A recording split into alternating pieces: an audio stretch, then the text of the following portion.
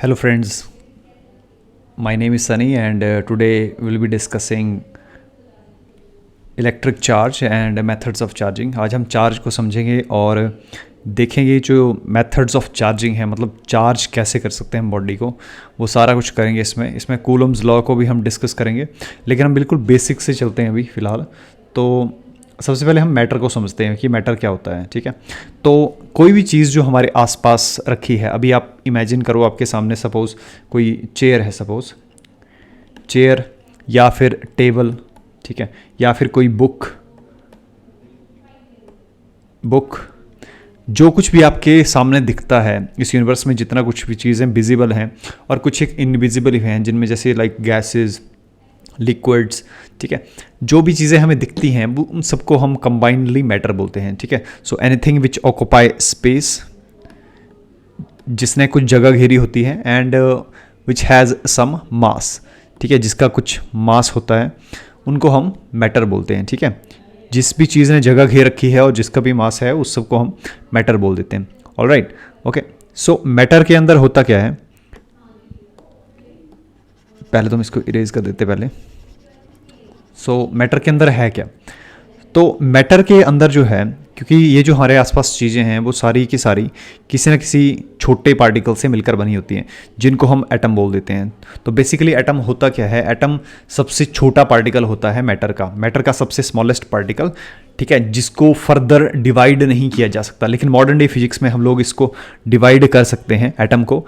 ठीक है, so atom is the smallest fundamental particle of matter. ठीक है, वैसे हम क्या यहाँ पे डेफिनेशन देंगे, an atom is a particle of matter that uniquely defines a chemical element. ठीक है, जो बेसिकली केमिकल रिएक्शन में पार्टिसिपेट करता है उसको हम एटम बोलते हैं। ठीक है, वो पार्टिकल जो केमिकल रिएक्शन में पार्टिसिपेट करेगा दैट इज कॉल्ड एटम। अब इस एटम के अंदर होता क्या है वो हम समझ लेते हैं।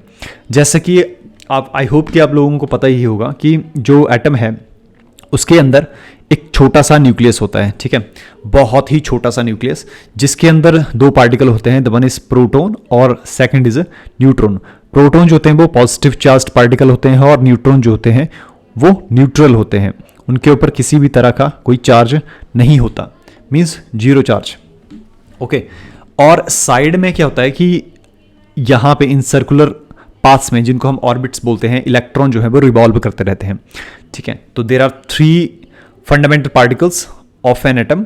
कौन कौन से, protons which has a positive charge, neutron which has neutral charge that is called zero charge, and electron has a negative charge. Okay, so these are the 3 fundamental particles of an atom. Okay, so अभी तक हमने पढ़ा कि जो matter है, हमारे आसपास जितना कुछ भी दिख रहा है वो सारा कुछ मैटर है। अभी जो मैटर है वो छोटे छोटे पार्टिकल से मिलकर बना होता है, जिनको हम बोल देते हैं एटम्स। ठीक है, और ये एटम्स किन से मिलकर बने होते हैं, बेसिकली 3 फंडामेंटल पार्टिकल से मिलकर बने होते हैं।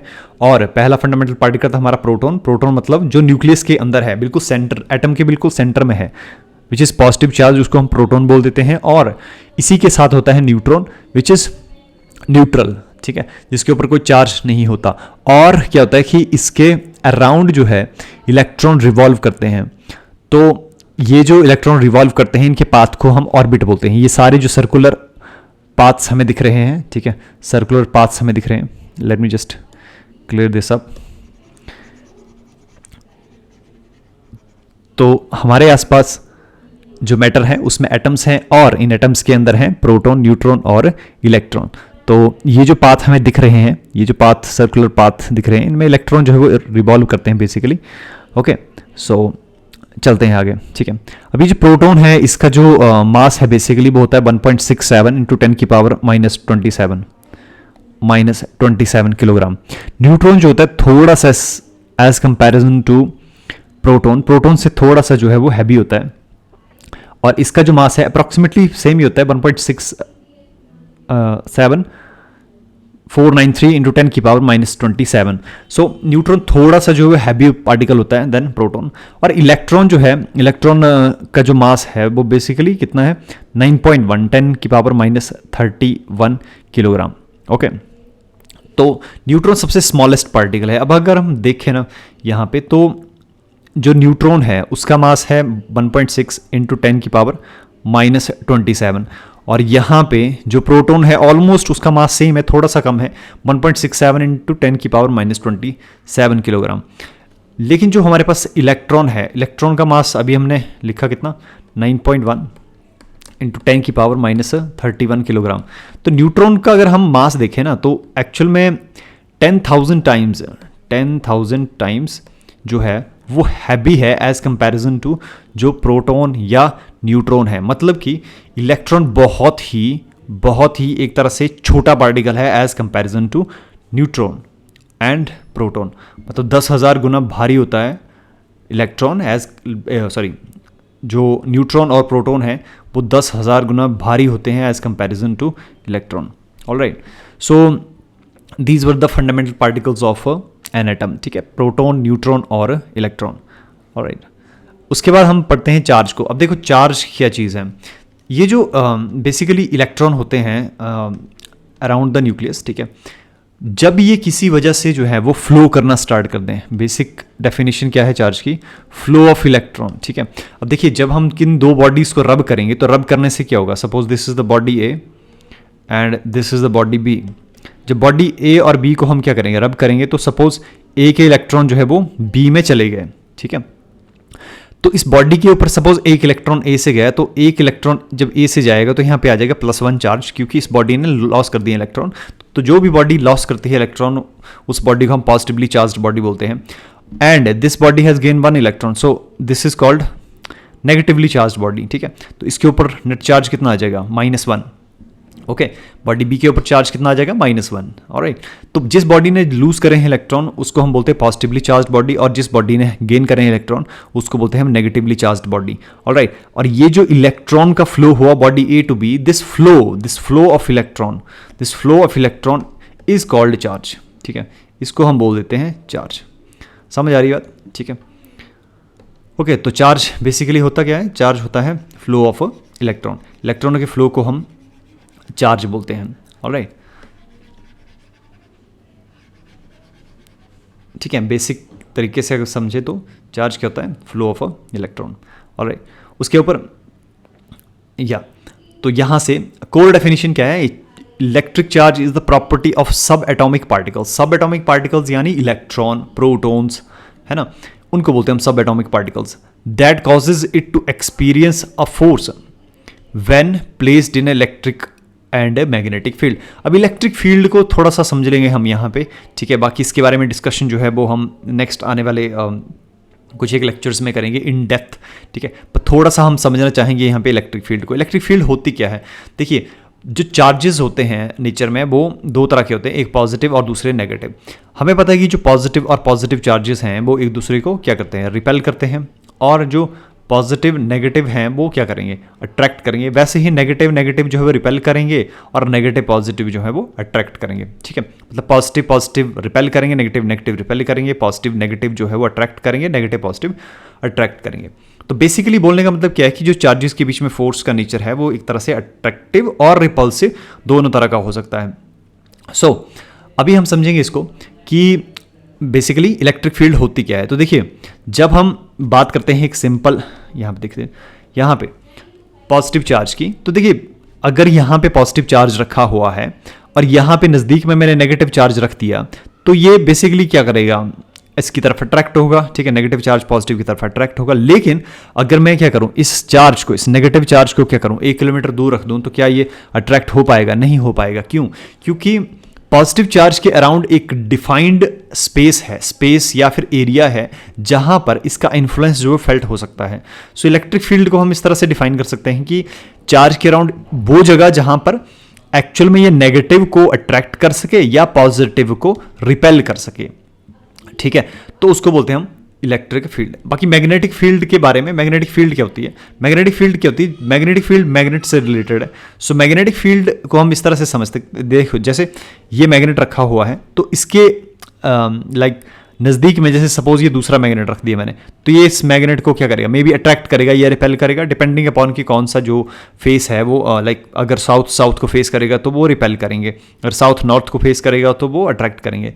सो सपोज ये अट्रैक्ट कर रहे हैं, लेकिन मैं सेम कहानी कि अगर मैं इस मैग्नेट को सपोज बहुत ज़्यादा दूर रखता हूँ, सपोज 10 मीटर दूर रख देता हूँ, तो क्या ये अट्रैक्ट कर पाएंगे? द आंसर इज नो, नहीं कर पाएंगे अट्रैक्ट। सो क्यों नहीं कर पाएंगे अट्रैक्ट? क्योंकि इसके अराउंड एक वेल डिफाइंड जगह है जहाँ पे इसका इन्फ्लुएंस जो है फेल्ट हो सकता है। मतलब कि मैग्नेट के अराउंड ऐसी जगह जहाँ पर इसका मैग्नेटिक इन्फ्लुएंस जो है वो फेल्ट हो सके, मतलब जो एक्चुअल में मैग्नेट है वो अट्रैक्ट या रिपेल कर सके दूसरे मैग्नेटिक मटेरियल को या फिर दूसरे मैग्नेट्स को, ठीक है, उसको बोलते हैं हम मैग्नेटिक फील्ड। ठीक है, मैग्नेटिक फील्ड क्या समझिए हमने? Magnetic field is the space around this magnet, ठीक है, जहां पर इसका मैग्नेटिक इन्फ्लुएंस जो फेल्ट हो सके, मतलब कि ये किसी दूसरे मैग्नेट को अट्रैक्ट कर सके या रिपेल कर सके, या फिर जो मैग्नेटिक मटेरियल जस्ट लाइक जो आयरन नेल्स हैं उनको क्या कर सके? अट्रैक्ट कर सके। ठीक है, मतलब यहाँ इसकी प्रॉपर्टीज जो है फेल्ट हो सके इस डिफाइंड स्पेस के अंदर। ऑलराइट, तो अभी इन इलेक्ट्रिक फील्ड और मैग्नेटिक फील्ड को समझने की जरूरत इसलिए पड़ी क्योंकि हम लोग यहाँ पे समझना चाह रहे थे चार्ज को। चार्ज की कोर डेफिनेशन तो हमने यही दी कि जो चार्ज होता है बेसिकली वो फ्लो ऑफ इलेक्ट्रॉन होता है। ठीक है, फ्लो ऑफ इलेक्ट्रॉन होता है। लेकिन यहाँ पे एक और डेफिनेशन है कि जो इलेक्ट्रिक चार्ज है वो एक तरह से सब एटॉमिक पार्टिकल्स की प्रॉपर्टी है। सब एटॉमिक पार्टिकल्स कौन से होते हैं?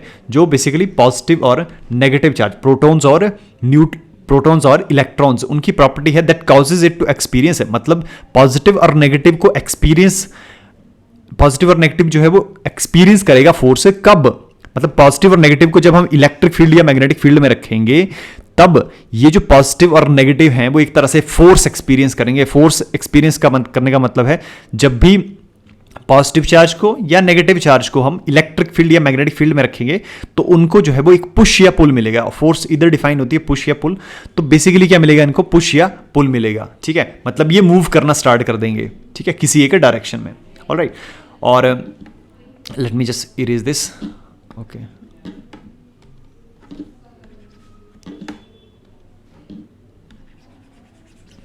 ओके, सो ये जो अभी हमने पढ़ा कि जो चार्जेस होते हैं वो दो तरह के होते हैं, एक तो पॉजिटिव चार्ज होता है, दूसरा नेगेटिव चार्ज होता है। आई होप कि आप लोगों को समझ में आ रहा होगा ये, ठीक है। पॉजिटिव चार्ज और दूसरा क्या है? नेगेटिव चार्ज, ठीक है। और पॉजिटिव को बेसिकली हम लोग डिफाइन कर देते हैं एज ए प्रोटॉन और नेगेटिव को डिफाइन कर देते हैं एज ए इलेक्ट्रॉन, ठीक है। जिसमें भी प्रोटॉन की संख्या ज़्यादा हो, ठीक है, जिस एटम के अंदर प्रोटॉन्स ज़्यादा हैं इलेक्ट्रॉन कम है वो पॉजिटिव चार्ज बॉडी हो गई। जिसके अंदर नेगेटिव इलेक्ट्रॉन ज़्यादा हैं और पॉजिटिव्स कम हैं उनको बोल देते हैं हम नेगेटिविटी चार्ज बॉडी। तो बेसिकली हम क्या बोलना चाह रहे हैं कि जो चार्ज होता है वो दो तरह का होता है, एक पॉजिटिव और एक नेगेटिव, ठीक है। ओके, ऑलराइट, न्यूट्रॉन के ऊपर कोई चार्ज नहीं होता। ऑलराइट, ओके, सो चार्ज जो है वो किस तरह की क्वांटिटी है? चार्ज जो है वो बेसिकली एक स्केलर क्वांटिटी है, ठीक है। स्केलर क्वांटिटी या वेक्टर क्वांटिटीज कौन सी होती हैं? हमें पता होना चाहिए जो स्केलर और वेक्टर क्वांटिटीज हैं बोथ मैग्नीट्यूड एंड डायरेक्शन, ठीक है, जिनके पास मैग्नीट्यूड भी हो और क्या हो, डायरेक्शन भी हो, उनको हम बोलते हैं वेक्टर क्वांटिटीज, ठीक है। तो ये वेक्टर नहीं है, ठीक है। अब क्यों नहीं है? देखो, मैग्नीट्यूड तो होता है, ठीक है, जैसे 1 कूलम चार्ज है, 2 कूलम चार्ज है, 3 कूलम चार्ज है। चार्ज का बेसिक यूनिट जो है वो मतलब उसको नापा जाता है, हम लोग कूलम में नापते हैं। सो डायरेक्शन जो है स्पेसिफाई नहीं होती, ठीक है। चार्ज की जो डायरेक्शन है वो स्पेसिफाई नहीं होती, इसलिए जो हमारा इलेक्ट्रिक चार्ज है वो बेसिकली स्केलर क्वांटिटी है, ठीक है। स्केलर क्वांटिटी है क्योंकि इसके पास एक पर्टिकुलर डायरेक्शन नहीं होती, इसके पास सिर्फ मैग्नीट्यूड होता है, ठीक है। और अकॉर्डिंग टू डेफिनेशन की अगर कोई बॉडी जो है वो बॉडी या फिर क्वांटिटी जो है वो वेक्टर क्वांटिटी है तो उसके पास दोनों चीज़ें होनी चाहिए, मैग्नीट्यूड और डायरेक्शन। Alright, okay. उसके बाद हम देखते हैं कि जो चार्ज है उसको हम किस में नापते हैं। चार्ज को हम बेसिकली नापते हैं कूलम के अंदर, बता दिया, ठीक है। और चार्ज जो है उसका जो यूनिट है वो होता है हमारा कूलम, और कूलम को हम देखेंगे कि कूलम कैसे बनता है। तो बेसिकली जो चार्ज है Q, इसको हम लिखते हैं करंट मल्टीप्लाई टाइम, ठीक है, करंट मल्टीप्लाई टाइम, ठीक है। Q क्या है? चार्ज। तो चार्ज को कैलकुलेट कैसे किया जाता है? करंट मल्टीप्लाई टाइम, करंट और टाइम के मल्टीप्लिकेशन को हम चार्ज बोल देते हैं। Alright, okay. अब चलते हैं हम नेक्स्ट अपने कूलम लॉ की तरफ, ठीक है। तो अभी तक थोड़ा सा समराइज कर लेते हैं हम लोग कि अभी तक हमने क्या क्या पढ़ा।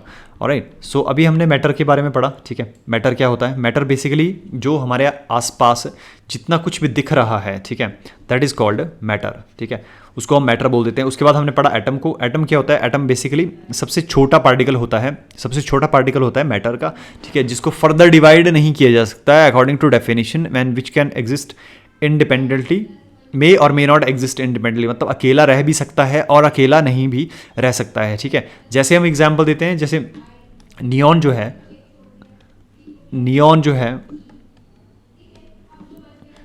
नियॉन का जो एटम है, जो हमारी इनर्ट गैसेज हैं, नोबल गैसेज जिनको बोलते हैं, जैसे हीलियम होगी, ये सारे के सारे एटम जो है सिंगली सिंगल पाए जाते हैं। लेकिन जैसे हाइड्रोजन है तो हाइड्रोजन हमेशा H2 में मिलेगा, मतलब एटम जो है वो कंबाइंड फॉर्म में भी मिल सकते हैं और अकेले भी मिल सकते हैं, ठीक है, डिपेंडिंग अपॉन कि उनकी इलेक्ट्रॉनिक कन्फिगरेशन क्या है, ठीक है। आने वाले चैप्टर्स में हम लोग इलेक्ट्रॉनिक कन्फिगरेशन को भी समझेंगे, ठीक है। उसके बाद हमने पढ़ा एटम। एटम के अंदर 3 बेसिक सब एटॉमिक पार्टिकल होते हैं, ठीक है, और इन सब एटॉमिक पार्टिकल्स का नाम होता है प्रोटॉन और न्यूट्रॉन। प्रोटॉन और न्यूट्रॉन जो है वो न्यूक्लियस के अंदर होते हैं और जो इलेक्ट्रॉन है वो इसके सराउंडिंग में रिवॉल्व करते हैं। इलेक्ट्रॉनों के ऊपर नेगेटिव चार्ज होता है, ठीक है, इस पाथ को हम ऑर्बिट बोल देते हैं, और ये जो प्रोटॉन है उसके ऊपर पॉजिटिव चार्ज है, न्यूट्रॉन के ऊपर कोई चार्ज नहीं होता, neutron is a neutral particle. और उसके बाद हम थोड़ा सा जो है वो आइडिया लिया इनके जो भी हमारे पास सब एटॉमिक पार्टिकल्स हैं उनके मासेस के बारे में। तो हमने बोला कि जो प्रोटॉन है, ठीक है, प्रोटॉन का जो मास है हमने पढ़ा, late me just erase this,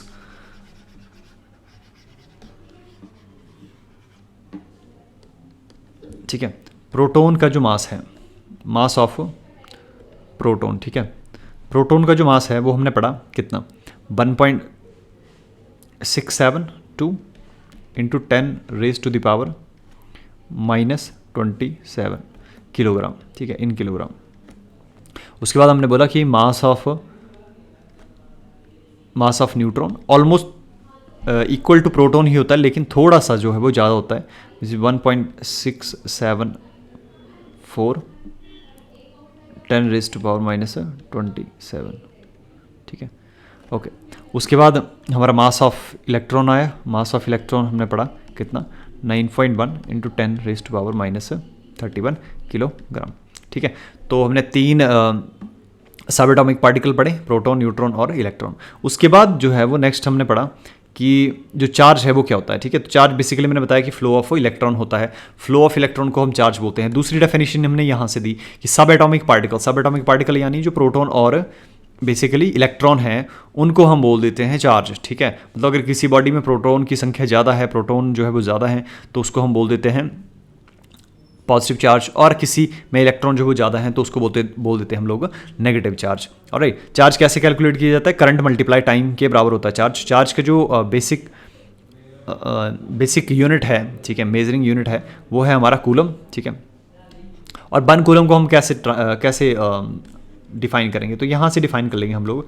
charge अगर 1 कूलम है, 1 एम्पियर करंट जा रहा है, और 1 सेकंड के अंदर जब किसी बॉडी में 1 सेकंड में 1 एम्पियर करंट जाए तो उसमें चार्ज कितना जा रहा है, 1 कूलम। 1 सेकंड में अगर 1 एम्पियर करंट जाता है, दैट इज, ठीक है, 1 सेकंड में 1 एम्पियर करंट जाता है तो इसका मतलब 1 कूलम चार्ज जो है वो ट्रांसफर हो रहा है बॉडी के अंदर, ठीक है।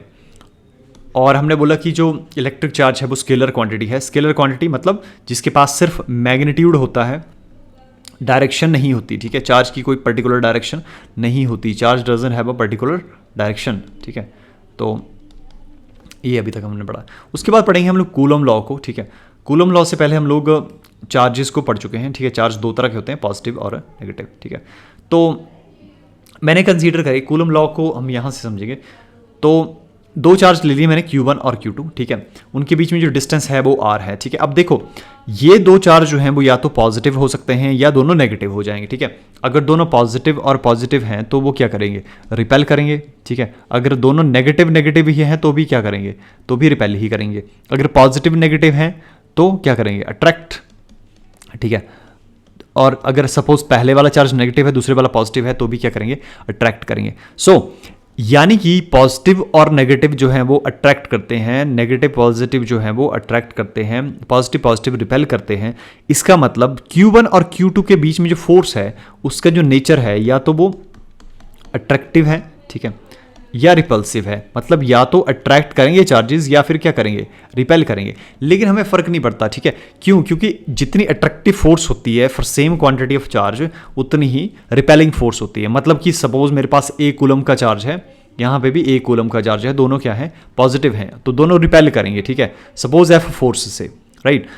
और सपोज एक 1 पॉजिटिव कूलम और एक -1 कूलम है, ठीक है, और ये दोनों क्या कर रहे हैं, अट्रैक्ट कर रहे हैं। तो अट्रैक्ट भी एक्चुअल में क्या करेंगे, ये दोनों एफ फोर्स से ही करेंगे। मतलब अट्रैक्टिव और रिपल्सिव फोर्स जो है वो सेम होती है अगर हमारे पास मैग्नीट्यूड ऑफ चार्ज जो है वो सेम है, ठीक है। तो कूलम ने क्या बोला, कूलम ने ये बोला कि ये जो 2 पॉइंट चार्जेस हैं, ठीक है, point charges in the sense कि वो चार्जेस जो देखने में लाइक पॉइंट जैसे लगे हैं, ठीक है, पॉइंट जैसे लगे हैं, ठीक है। पॉइंट जैसे का मतलब ये नहीं है कि बिल्कुल चींटी की तरह हों, ठीक है, लेकिन पॉइंट जैसे लगे हैं, ठीक है।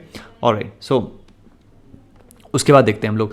हाँ, तो कूलम ने बोला कि ये जो फोर्स है Q1 और Q2 के बीच में, इसका जो नेचर है, ठीक है, वो अट्रैक्टिव या रिपल्सिव हो सकता है। ये फोर्स डिपेंड करती है 2 चीज़ों पर। पहला तो मैग्नीट्यूड ऑफ चार्जेस के ऊपर, मतलब अगर किसी